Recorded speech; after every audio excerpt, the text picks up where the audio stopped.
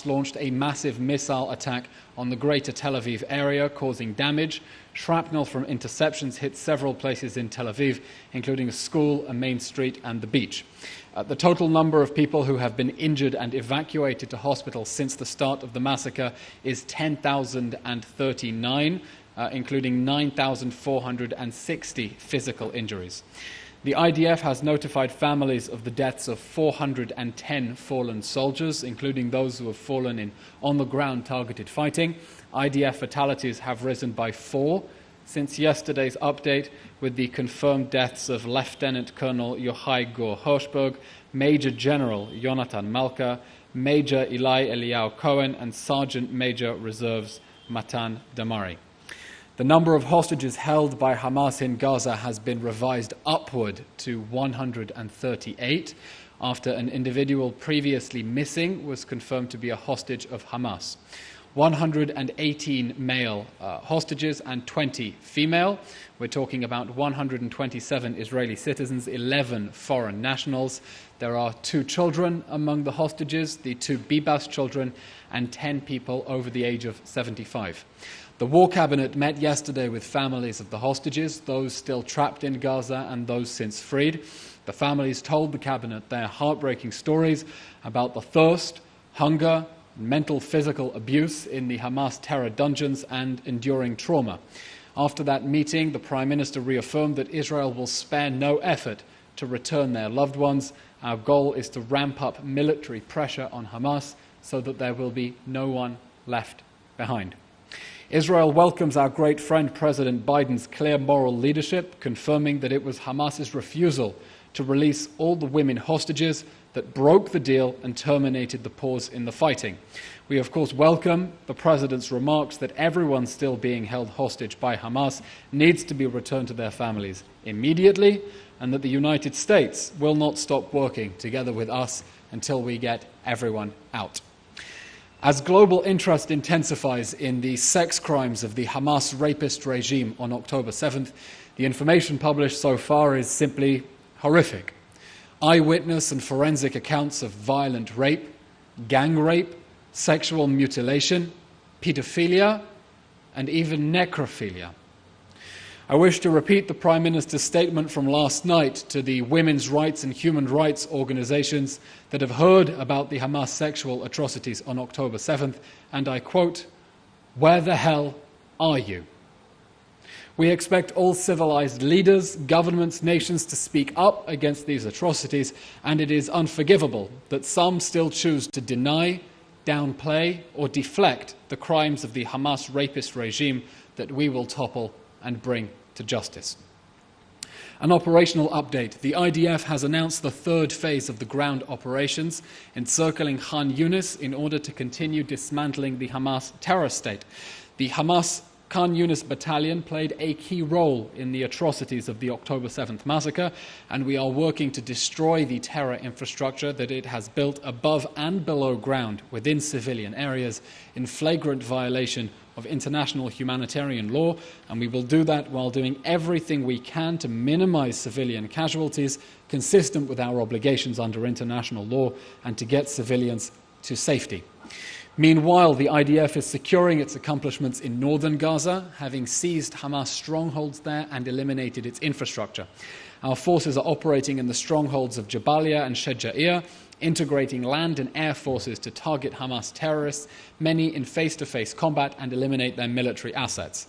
This campaign has already significantly degraded Hamas's military capabilities on the way to advancing the central goal of this war, which Hamas started, of destroying Hamas's military capabilities altogether. And in just the last few minutes, the IDF has revealed that it has captured one of the largest weapons depots it has found in the Gaza Strip, located near a school and a clinic. We're talking about hundreds of rockets and launchers and UAVs and explosive devices in northern Gaza, again cynically embedded within civilian areas, recklessly putting in danger the lives of the people we have been working hard to evacuate from the war zone. The IDF continues to target Hamas terror infrastructure and operatives with precision. To date, the IDF has eliminated half of Hamas's battalion commanders. We've eliminated the senior leadership of the Hamas Northern Gaza Strip Brigade, including its commander, deputy commander, and other leading terrorists, in addition to taking out the commanders of the Beit Lahia, Central Jabalia, Sabra, Shati, Dark Tapah, and Shaja'iyah battalions. There will be no refuge for the monsters responsible for the October 7th massacre and planning another one. The IDF continues to engage Hamas forces in intense battles with aerial support as we dismantle the Hamas terror state. As our forces move through Gaza, they continue to expose Hamas's exploitation of civilian infrastructure, including that weapons depot revealed just minutes ago, finding tunnel shafts in the vicinity of civilian infrastructure, including schools, as well as weapon caches inside schools. Yesterday, the Air Force struck approximately 250 terror targets in Gaza, in addition to those ground operations, including the launchers that were used in yesterday's large-scale missile attack on the greater Tel Aviv area. An update from the northern border: the IDF remains on high alert against Hezbollah aggression on our border with Lebanon. Yesterday in the north, IAF combat aircraft attacked a series of Hezbollah targets in southern Lebanon, including posts and military sites where weapons were stored and Hezbollah terrorists were operating. Israel has already exacted a high price from Hezbollah for its belligerency, a price that it is trying to hide.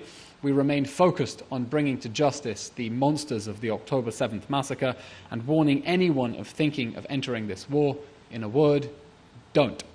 The State of Israel is completely committed to achieving the goals of this war, securing the release of all the hostages, eliminating Hamas's reign of terror in the Gaza Strip, and permanently removing the threat to Israel's citizens from that territory. We too want this war to end already, but it can only end in a way that ensures that Hamas can never attack our people again, as it has consistently threatened to do since the beginning of the October 7th massacre. To friends around the world who are pressing for a quick end to this war, we say the only way to end the war and to end this war quickly is to apply crushing pressure against the Hamas terror regime and to destroy it in a way that will bring security to Israel and new opportunities for Palestinians who realize that terrorism is a dead end. Friends who want to help us shorten this war must stand steadfast alongside us as we fight to bring the October 7th monsters to justice for the sake of our children and for the sake of humanity. That's the end of our update for today, and we'll now take your questions. Thank you. A question from Jim Williams, Zenga International News Service, Washington, D.C. How do you respond to those who criticize Israel for not following the rules of war when Hamas, a terrorist organization, hasn't followed any rules thus far, including the ones they agreed to in the pause for the hostage deal? The Israeli army is acting in accordance with the highest standards of international law under the laws of armed conflict. We are constantly innovating new ways to protect civilians from the decisions of their own leaders to try to keep them in harm's way as human shields, as we're seeing with the Human Shield hotline that we opened for Palestinians to report being held as human shields, as we see with that incredibly detailed map that the IDF has published. We are putting in place efforts that no army in the history of warfare has made in the context of counter-terrorism wars in urban areas to keep civilians safe. And we do this in a reality in which, as you note, the enemy has no regard not only for international humanitarian law, but for basic norms of humanity as well, and continues to perpetrate a double war crime, launching indiscriminate attacks against our civilians while hiding behind their own civilians. But despite Hamas's cynical disregard for international law and human values, we will continue to uphold the highest standards of the laws of armed conflict. Question from Kieran Monk's The Eye newspaper. Can you tell us anything about reports that the IDF believes it's getting closer to finding Hamas leader Sinwar? And how important would this be to the goal of destroying Hamas? If the IDF were closing in on Yahya Sinwar, I wouldn't reveal that to him live in this press conference. As we've said, every Hamas terrorist is a dead man walking. Our goal in this war is to bring to justice all of the monsters involved in the October 7th massacre and planning a new one, from the top masterminds all the way to the lowest foot soldiers. And our war will end with the end of Hamas and destruction of its governing and military capabilities inside the Gaza Strip. Question from Joel Pollack of Breitbart News.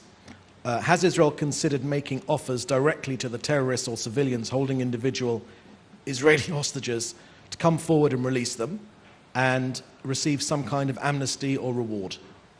There will be no immunity and no impunity for the monsters who on October 7th brutally massacred, beheaded, burned, tortured, mutilated and raped our people.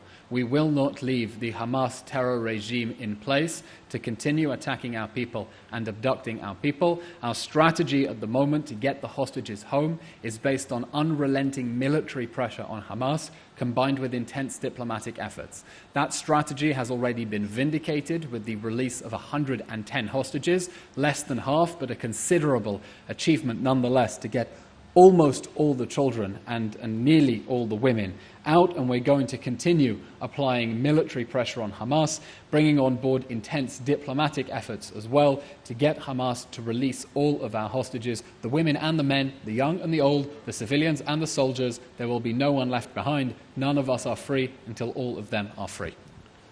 Question from Dan Williams. Your response to US sanctions against settler violence, is this an acceptable measure in Israel's eyes? Dan, Israel denounces any violence and has zero tolerance for citizens who may be thinking of taking the law into their own hands or engaging in acts of vigilantism or hooliganism. The large majority of Israeli residents in Judea and Samaria are law-abiding citizens who suffer from Palestinian terrorism on a daily basis. That terrorism must come to an end, and the Israeli army is making every effort now to contain this conflict, despite Hamas's best efforts to try to escalate the situation. We're trying to prevent that situation from escalating, and we repeat, we have absolutely zero tolerance for any such hooliganism or vigilantism. Question from David Isaac at JNS. There was a Channel 12 report yesterday that Sinwar and other senior leaders will look to escape across the Philadelphia corridor. Is that realistic? What level of control does Israel have over that borderline? The border between the Gaza Strip and Egypt is a border with the sovereign Arab Republic of Egypt. We, of course, have various intelligence means that we cannot get into to describe our attempts to try to get to the monsters responsible for the October 7th massacre. And as we've said, we will continue making every effort to bring them to justice and to get our hands on all of the monsters responsible for the October 7th massacre. And one last question.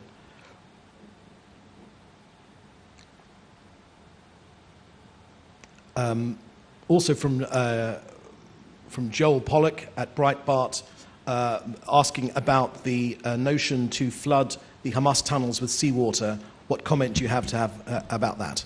A question we've received a number of times. I understand it's arousing significance. IDF is dealing with a challenge in the history of counter-terrorism in urban areas, which is the vast underground tunnel network that Hamas has built, using the concrete that was supposed to go to people's houses, diverting it for its military infrastructure. Other Western armies have fought against terror tunnels before. Those have been in mountainous areas away from civilian areas. Hamas has been very innovative in its construction of these underground tunnels, and the Israeli army is also going to have to be innovative and inventive in finding ways to locate and destroy those tunnels. But beyond the means that the Israeli army has already elaborated on, I'm afraid we have no further comment at this stage. Last question from Dan Williams. Has Israel asked Egypt to take in Gaza refugees? Dan, let me circle back to you on that. At the moment, we're focusing on getting civilians out of harm's way inside the Gaza Strip. That's why, with the beginning of the ground operation, we designated the Al-Mawasi area in southwest Gaza as an area that would be suitable for international agencies to set up shelter and deliver food and water and medication for the civilians who need it. And our focus is to urge humanitarian organizations, those on the ground, instead of shoveling civilians into densely populated areas where Hamas has already embedded itself inside and under civilian areas, we want to see them going to humanitarian zones inside the Gaza Strip where Hamas is not operating, so that we can target the Hamas terror infrastructure responsible for the October 7th massacre. Thank you. Okay, thank you very much, everyone. Have a good day and keep safe. Thank you.